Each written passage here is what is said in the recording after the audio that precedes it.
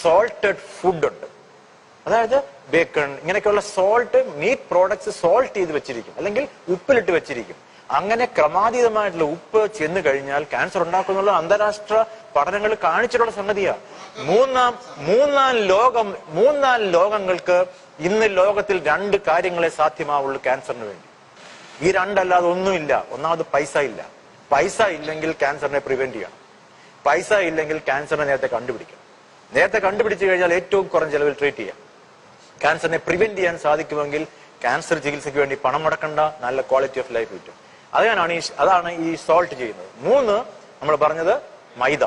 മൈദക്കകത്ത് എന്താ ഉള്ളത്? Only starch. ഫൈബറുകളില്ലാത്ത ഭക്ഷണം. തിരുവനന്തപുരം മുതൽ കാസർഗോഡ് വരെ പോയി കഴിഞ്ഞാൽ മലയാളി ഇന്ന് കഴിക്കുന്ന സ്റ്റേപ്പിൾ ഫുഡ് കപ്പ, മീൻകറി അല്ല, പൊറോട്ടയാണ്. ഇത് മലയാളിയുടെ കൾച്ചറായി മാറിക്കഴിഞ്ഞു. ഇതുമൂലം ഉണ്ടാകുന്ന കുടലിലെ രോഗങ്ങളും ക്യാൻസറുകളും ബാക്കിയുള്ള കാര്യങ്ങളെ പറ്റി ഒരു പഠനങ്ങൾ ആൾക്കാർ നടത്തുവാണെങ്കിൽ അമ്പരിപ്പിക്കുന്ന ഇൻഫർമേഷനാണ് കിട്ടുന്നത്. അതിൽ ഉപയോഗിക്കുന്ന ഓയിൽ സഹിതം. 4ാമത്തെ കാര്യം പാല്. പാലിനെ പറ്റി പറയുമ്പോൾ ആൾക്കാർക്ക് എപ്പോഴും വിഷമമാണ്. എങ്ങനെയാണ് ഈ പാല് ക്യാൻസർ ഉണ്ടാക്കുന്നത്? അത് അറിഞ്ഞിരിക്കണം.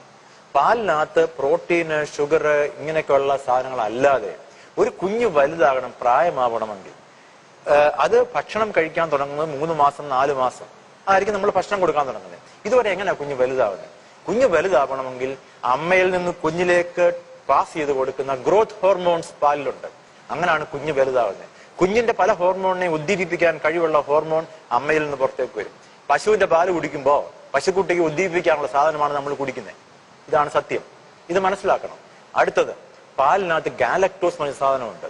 ഗാലക്ടോസ് എന്ന് പറയുന്നത് സ്പ്ലിറ്റ് ചെയ്ത ഒരു പ്രോഡക്റ്റ് ആണ്. ഈ galactose breast cancer, uterus cancer, ovary cancer ഒക്കെ ഉണ്ടാക്കുമെന്ന് ഞാൻ നടത്തിയ പഠനമല്ലാതെ ഇത് ഹാർവാർഡ് മെഡിക്കൽ യൂണിവേഴ്സിറ്റി 1988 പബ്ലിഷ് ചെയ്ത ഡേറ്റ ആണ് ഞാൻ പറയുന്നത്. അടുത്തത്, പാലിനകത്തുള്ള ഏറ്റവും അപകടകാരിയായ സാധനമാണ് ഇൻസുലിൻ ലൈക്ക് ഗ്രോത്ത് ഫാക്ടർ. ഈ ഇൻസുലിൻ ലൈക്ക് ഗ്രോത്ത് ഫാക്ടർ എന്ന് പറഞ്ഞാൽ ബ്രസ്റ്റ് ക്യാൻസറിനെ ഏറ്റവും കൂടുതൽ പ്രകോപിപ്പിക്കുന്ന അല്ലെങ്കിൽ സ്റ്റിമുലേറ്റ് ചെയ്യുന്ന കാര്യമാണ്. പശുക്കുട്ടിക്ക് 8ാം മാസം ആകുമ്പോൾ തള്ള പാല് കൊടുക്കാൻ സമ്മതിക്കത്തില്ല, പശു തൊഴിച്ചുകളെ.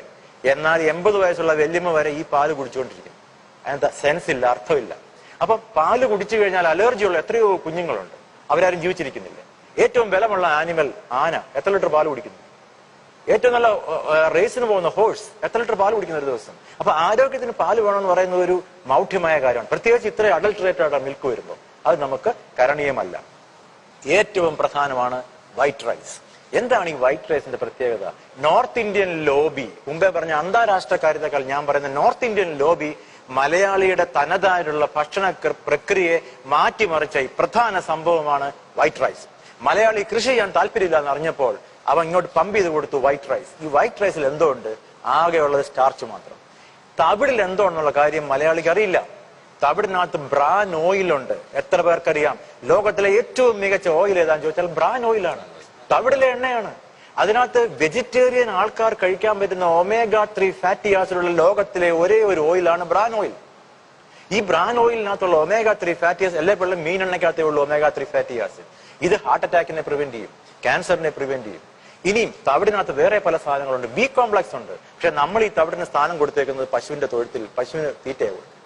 ഇതിന് മാറ്റം ഉണ്ടായില്ല എങ്കിൽ, ബ്രൗൺ റൈസ് നമ്മുടെ കൾച്ചറായി മാറിയില്ലെങ്കിൽ, ബ്രൗൺ ബ്രെഡ് നമ്മുടെ കൾച്ചറായി മാറിയില്ലെങ്കിൽ, ഗോതമ്പിനകത്തെ തവിട് നമ്മുടെ കൾച്ചറായി മാറിയില്ലെങ്കിൽ, മലയാളിയുടെ സ്റ്റേപ്പിൾ ഫുഡ് റൈസ് ആയ സ്ഥിതിക്ക് നമ്മൾ അപകടത്തിലൂടെ പൊയ്ക്കൊണ്ടിരിക്കുകയാണ്. മലയാളി അറിഞ്ഞിരിക്കേണ്ട വേറൊരു പ്രധാന കാര്യമുണ്ട്.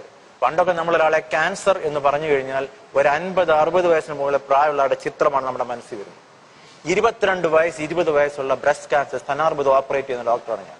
22 വയസ്സിൽ ജീവിതം പോലും കണ്ടിട്ടില്ലാത്ത 8 വയസ്സുള്ള പെൺകുട്ടിക്ക് ഞാൻ ബ്രസ്റ്റ് ക്യാൻസർ ഓപ്പറേറ്റ് ചെയ്തു.